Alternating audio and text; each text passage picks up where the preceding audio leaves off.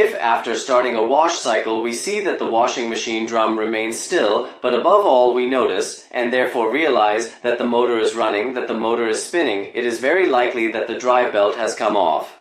The drive belt, in fact, connects the pulley to the motor and allows, precisely during the motor's rotation phase, the pulley to turn, which in turn is connected to the drum and thus enables the drum to rotate.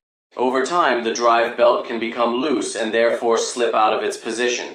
In this case, we will see how to fix it, that is, how to restore and put the drive belt back in place, and at the same time, we will see how to completely remove it and reposition it if we need to replace it. To access the belt, the drive belt is located at the back of the washing machine. It is necessary to remove the panel.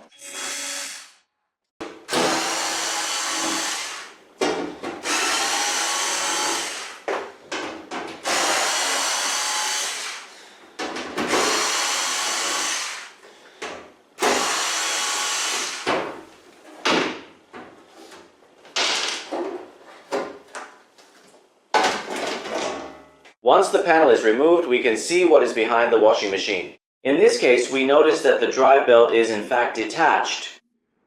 To properly reattach the drive belt onto the machine, you first need to carefully secure it at the very bottom section, just like this, and then you should gently place the belt onto the main pulley, starting from one specific side. So you want to work from this side here, exactly like this. And once it is held in place at this point, you can slowly rotate the pulley to the left until it is fully seated.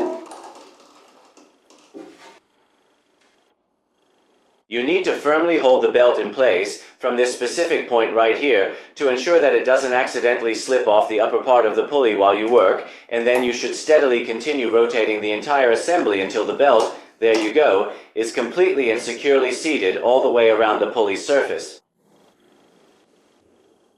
In this situation we are looking at today, we have successfully restored the system to its working order.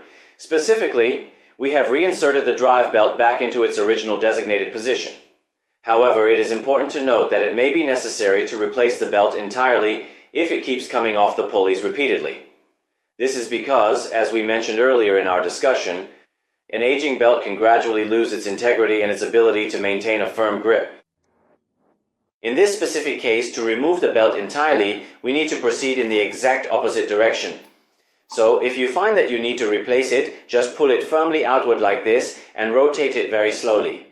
You must still be extremely careful not to hurt your hands during this process. Gently turn the belt and the pulley in the other direction, which, in this case, is clockwise, and keep going until the belt comes off completely from the upper part of the assembly. Okay, that is how you do it. Following the exact same process, we proceed to carefully reassemble it back into place.